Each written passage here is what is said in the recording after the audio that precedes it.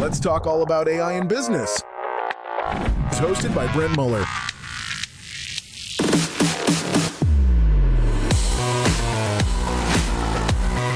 Welcome to the Future-Proofed Podcast.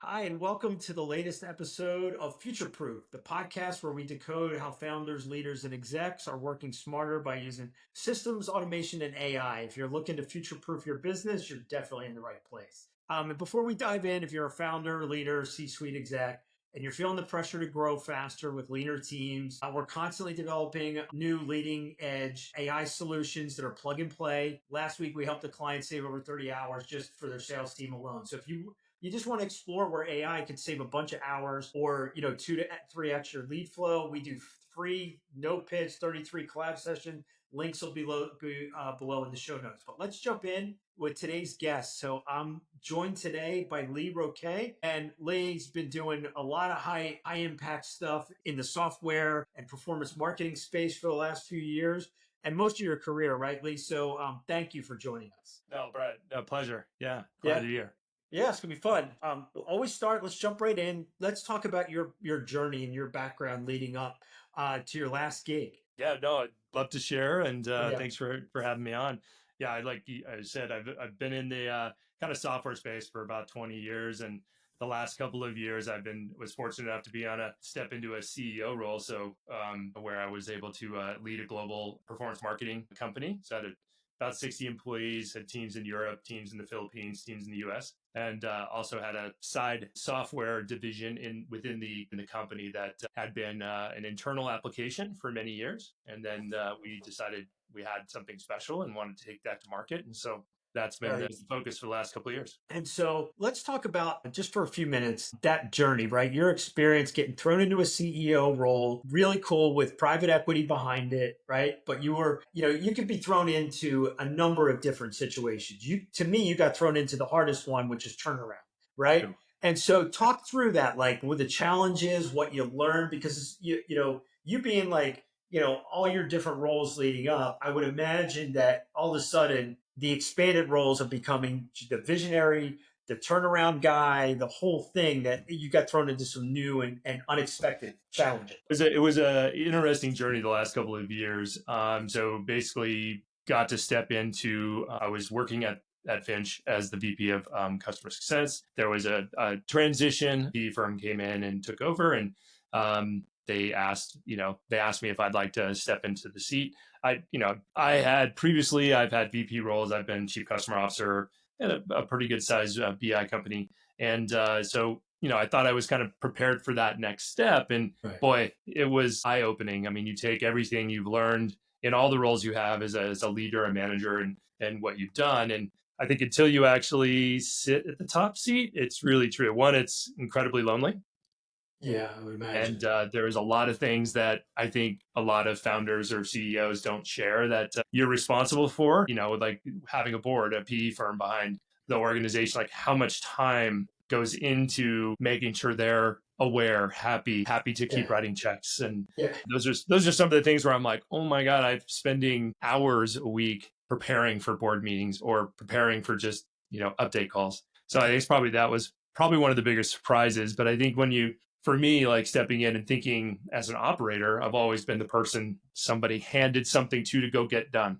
And so that mentality for me, it took a few months where I had to realize that I couldn't be the old me. I had to kind of evolve. And so what the business really needed was me as the CEO to be 12 months out, thinking about what was next, helping coach the different division heads, what they needed, but let them do their job and get out of the day-to-day, start working on the business, not in it, was probably the biggest kind of early lessons. I learned a lot. Yeah, because you're used to rolling up your sleeves with, if you're head of any division, right? But also, we were talking before the podcast about, your M&A responsibilities, and most founders that are working with PE firms, right? That's just part of the job. But it's until you actually have to get in and do the due diligence and start to put all the, questions and the comparison and EBITDA numbers together. It's a different animal, isn't it?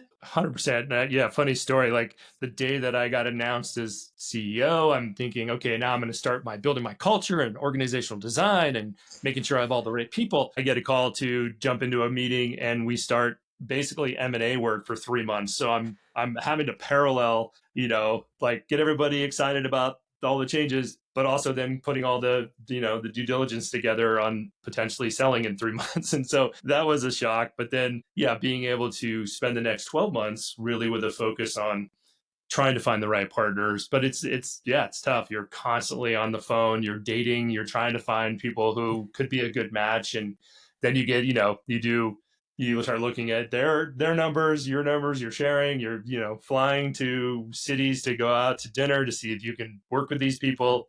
And it's Right. a lot. No kidding. And the funny part is the acquisition is actually the easiest part, right? And then if you ever do get to acquire, right? Then the merge part, people just overlook that of how complicated that is. You're talking about two firms, two cultures, two Yeah. leadership teams. None of that is easy. No, the change management on the integration part and really going in with a clear idea of what you're looking for is, are you acquiring someone who wants to leave? Are Yeah. you acquiring or merging to bring their team in to build out a stronger leadership team? I mean, I had one example where we got really close. I mean, down to, just some of the financials, and then the CEO who was at the other location, you could only have one CEO. And Right. he's like, I decided I don't want to not be CEO. Mm. So it kind of blew the whole deal up. But like, Yeah. you have to have those tough discussions because the integration and rollout, the system stuff and the process, that's you can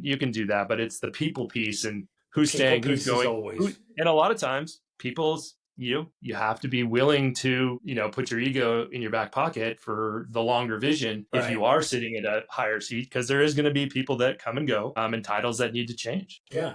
Well, and I would imagine now that you've done it for a few years, there's more CEO roles in your future. So, what is your biggest takeaway? Pros and cons, would you say?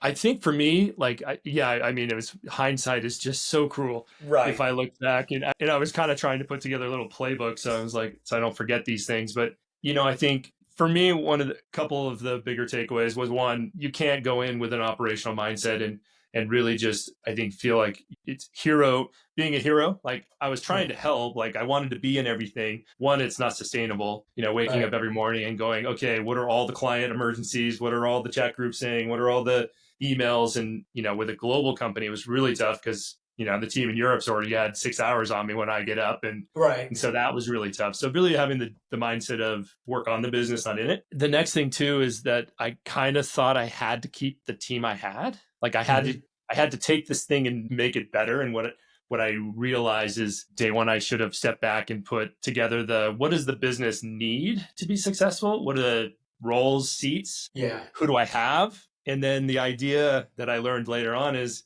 people come and go. People outgrow you. You outgrow people. Just Yeah. because they've been there 8 years, you got to make Doesn't quick mean they're right fit. decisions, Right. right? And I heard this great thing where it's, if you get sometimes have to move good people out to allow the great people to rise. And Yeah. so that kind of idea, which is like part of being a CEO, is making those quick, tough decisions. Like one I had to do was like we were rebuilding the whole tech stack. The whole dev team had been there. We had some people who had been there for 10 years. And of course, nothing was documented. Right. Everything was just coded on the fly.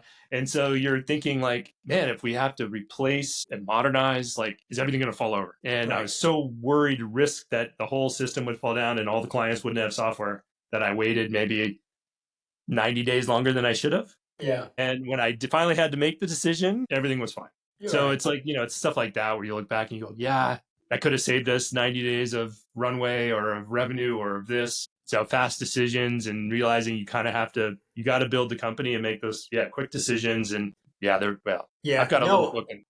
Yeah. No. And honestly, I really do think while you're thinking about what's next is to document some of this stuff for yourself, because you'll go in smarter. Like I have a good buddy who's a CTO at a pretty large company, sees several, but he always has I forget the name of the book, but it's basically the 90-day start, Yeah. right? where, you spend the first 30 days visiting and building all the relationships, the next 30 days Yeah. evaluating all the processes, and then the next Yeah. 30 days doing exactly what you're just talking about is what do I need to rearrange to put the right Yeah. people for the business? Well, I was just saying that mentality of that kind of 90-day sprint. Towards the end of my tenure, and I've moved on from that role, and so looking at what's next. But the EOS framework was something that was a really good thing to review, because there's some really good ideas in there. But Yeah. my number one book, I wish someone would have handed me day one in my little welcome to being a CEO. Here's your backpack and your hat and shirt. Yeah.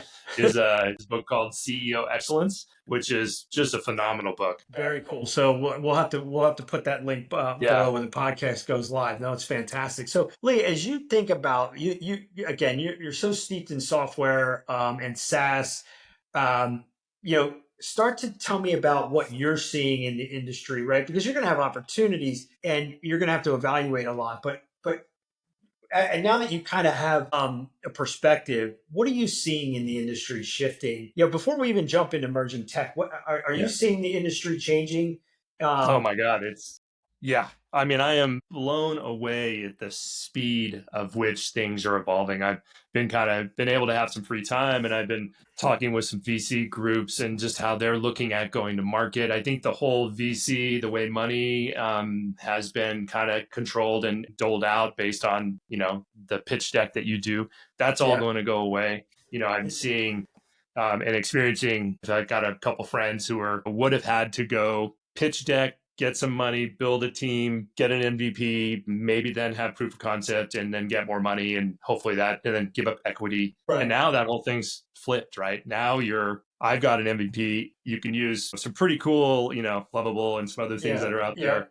And you can have an MVP in a couple weeks, and it's amazing. So what's going to be cool, I think, is for founders and people who can take an idea, they're going to be able to keep more of their business, their equity, and then scale properly. I think that's the piece that's going to be kind of scary. There's so many people launching these products that there's a point where that's great, and you can get some signups, but can you get customers to pay you that reoccurring revenue model that has to be there to build a healthy business?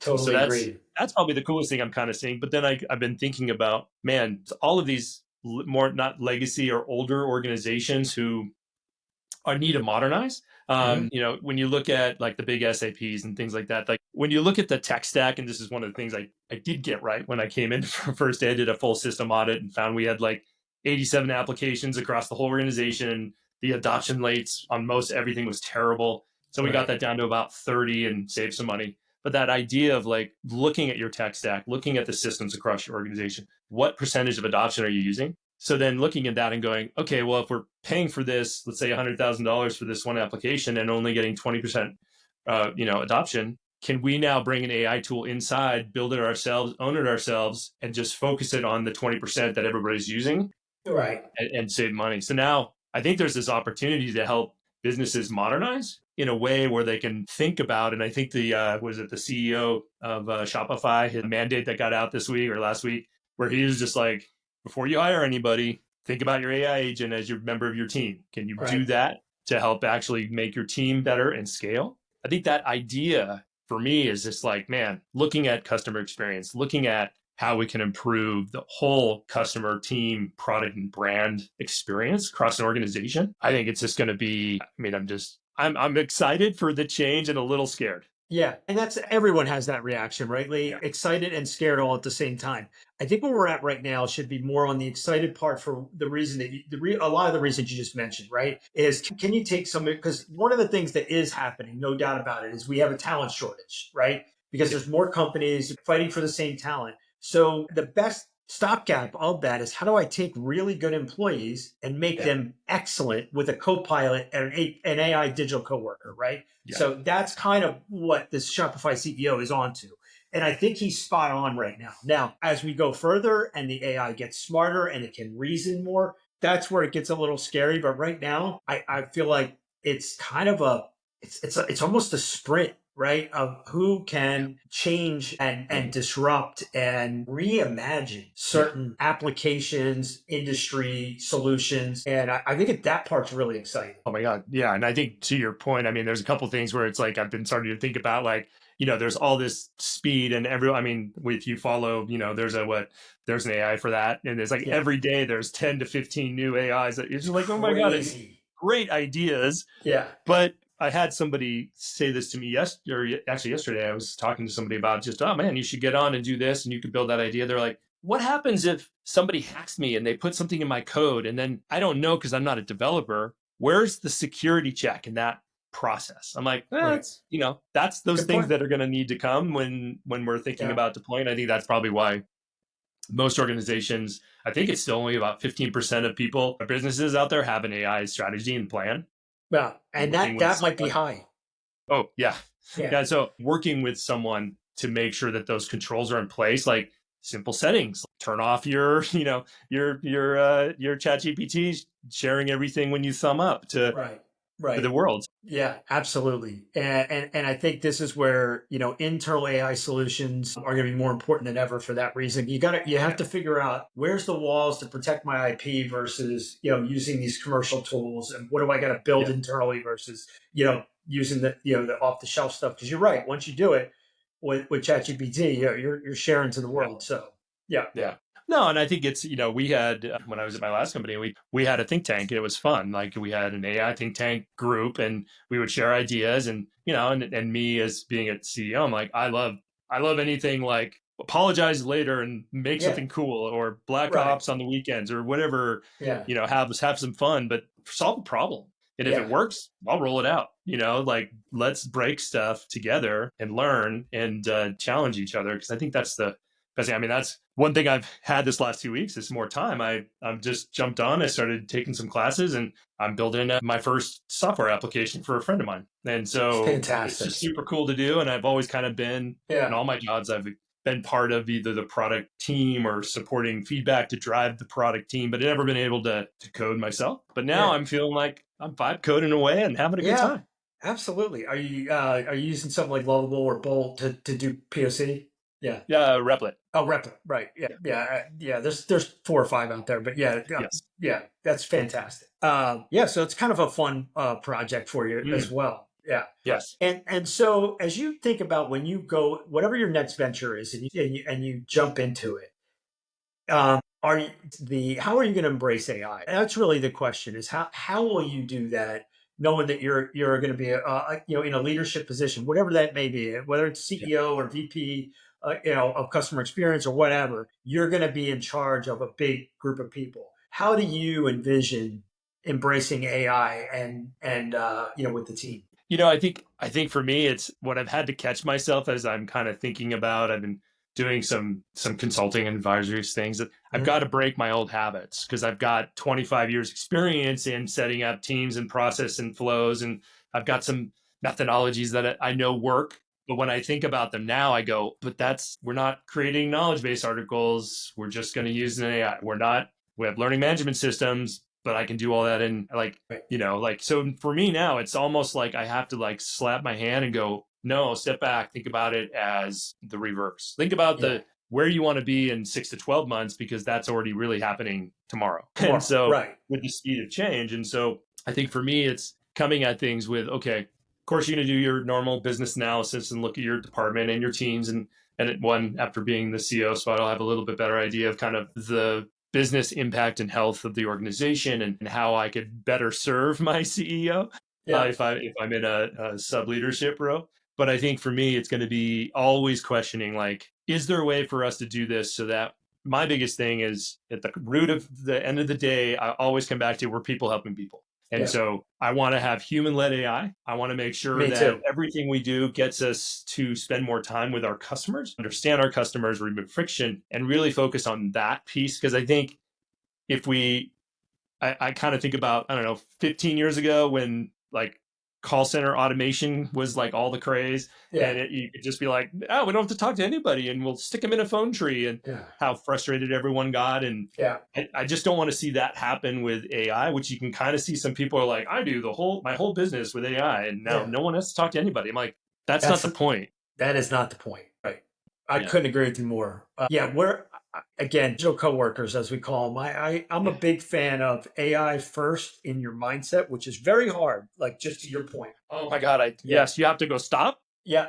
Yeah. I have stopped myself so many times to the point where, and I'll send this to you because I think you'll really find use in it. But I keep giving Kim Mahan so much from Max Potential, so much credit for this. She gave me the best AI chief of staff. I use it every day because, it keeps learning, right? You have to tweak it to your specific thing a little bit. But what's really good is it challenges your thinking, right? So when I put my thoughts, I'm like, I'm thinking about doing this. And the first thing it does is, all right, hard truth, right? And then it says, here's the pros and cons. And then here's an action plan for, basically a challenge for you to go do. And I'm like, it's phenomenal, right? But the prompt kind of does that. That's the kind of thing where I feel like you can really use it to check yourself, right? And your thinking. Yeah. Oh, yeah. And it gets to know you, right? It'll be like, like Lee's chief of staff, right? Oh, yeah. The latest update's been really nice because it's been remembering a lot of things, and it's the memory's great. Yeah. I named my ChatGPT Jerry, so it's nice. I got a name now. Yeah, I love it.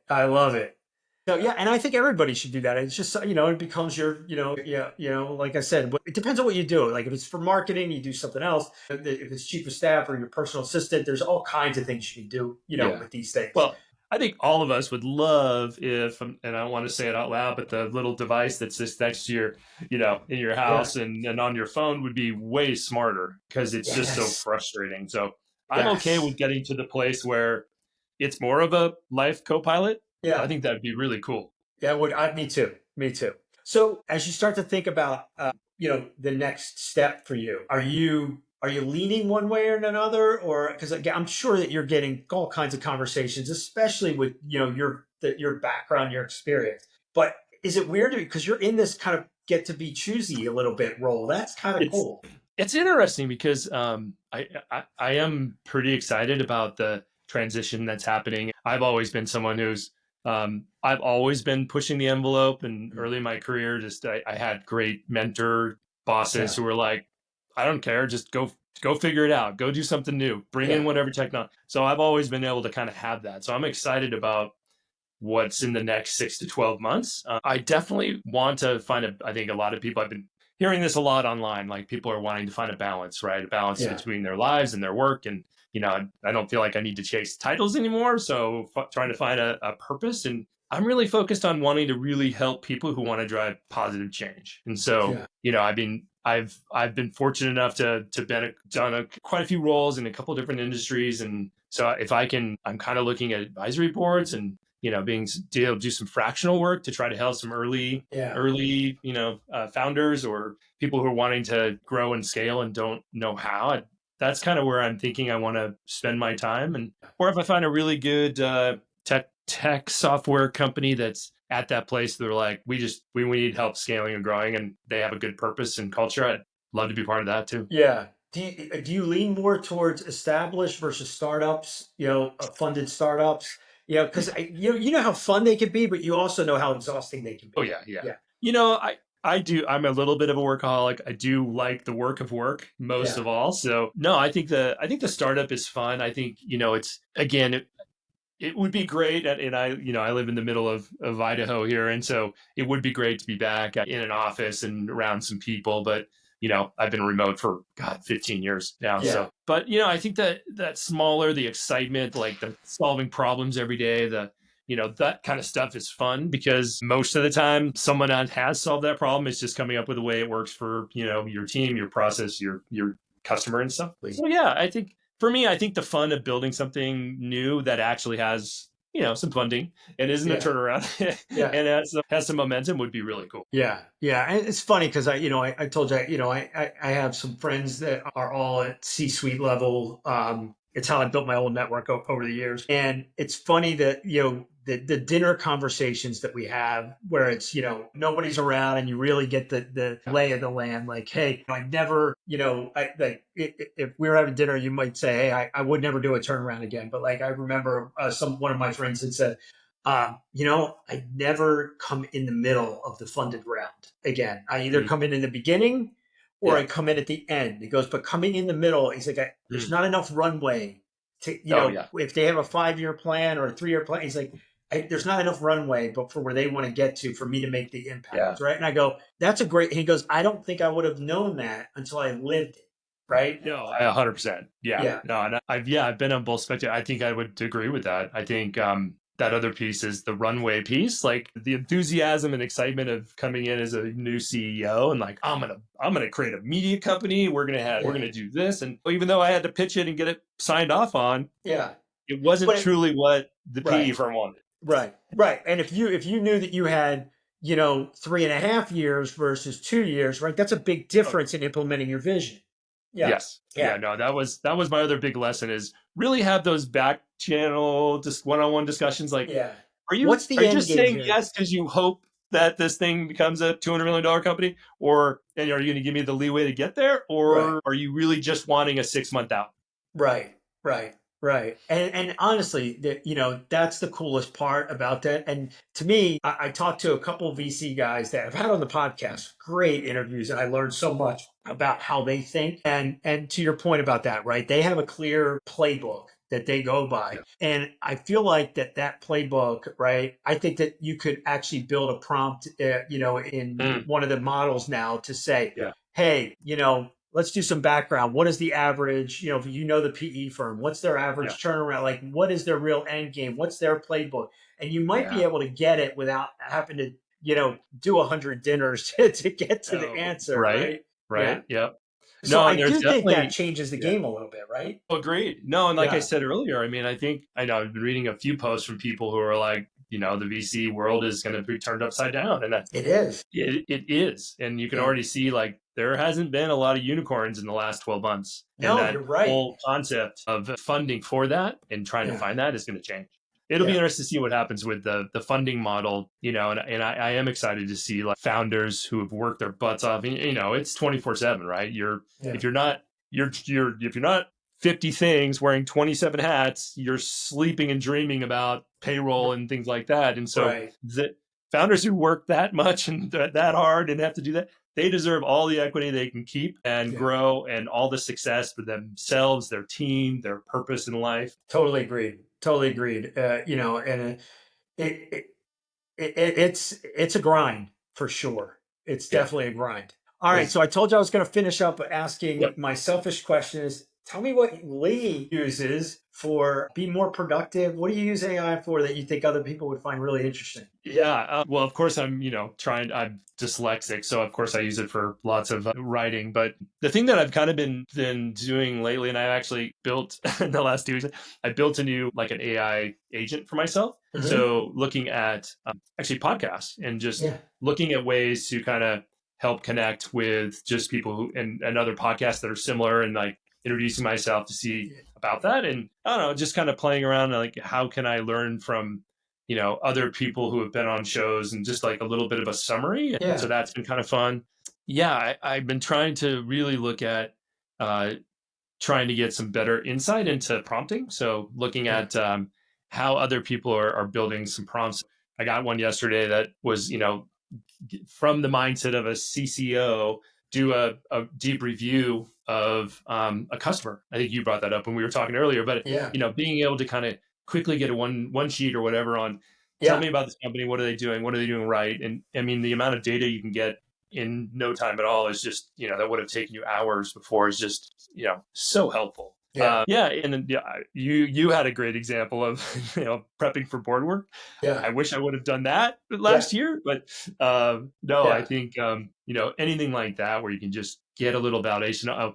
The other one was I've been using a AI tool just as I'm preparing for maybe some interviews, or I had an interview for advisory board seat, and so I did a little review of the company and then some questions because I'm like, okay, hit me with some things that I might get asked and how I would answer them, and being able to record that. Or I love the voice, turning the voice on because it's kind of a nice back and forth, and you can kind of have a discussion. And so I think people are going to get even more enamored with AI when they understand how to start talking to it, right? Yes. Because, it's different when you're chatting with it. You're still getting the same stuff, but when you can start talking to it, you think about it. Like I was talking to a CEO. She was going to a client meeting, and they decided, her and her partner, co-founder, decided to jump in the car. It was like a 7-hour drive, and they just talked strategy for the whole ride. But during it, I had him on, and he was saying she was just talking to her custom GPT, right? And she was, and just to make sure everything was captured. And he's like, when we got there, so we had a whole strategy that was just from the car ride. And I go, and it's because she enabled the voice part of it. And I said, people are going to get enamored when they can start doing that. Right. I mean, you think about, like you said, the little device that talks to you in your house, how much more comfortable we've all gotten with that. Think about when you can start talking to an AI agent about, that's actually useful. You're right. Besides just setting a timer for exactly when the pasta's done. Yeah, exactly. Yeah. I love it. So Lee, this is great. Thank you so much for sharing. We're definitely going to check back in with you in a few months and figure out where your next journey has taken you to, so we can do an update. And I no doubt you're going to be doing phenomenal things with your background, and it's just going to be exciting to see which lane you pick. Well, Brent, thank you for the time and just letting me share my journey and stories. I appreciate it. And thank you so much. And what's really cool is that, so many founders that we've had on have had similar experiences with, jumping into a CEO role and navigating new waters and the lessons learned. And I feel like that we could do a whole podcast just on that, a whole series on that. So thank you for being open, honest, and sharing. And we just love these kind of, talks. Yeah, my pleasure. Great to be here. Awesome. Well, hey guys, that wraps up this episode of Future-Proof. Like I said, if you're listening to this, you want to explore how we can unlock AI to, do some quick wins or some sales or content flow, you can grab a quick 30-minute strategy call with us. The links will be in the show notes. But hey, for this episode, future-proof what matters in your business and automate the rest. Thanks to Lee, and can't wait to see what's next. Thanks, guys. If you're ready to embrace change and lead with innovation, be sure to subscribe and never miss an episode. Thanks for tuning in to the Future-Proof Podcast.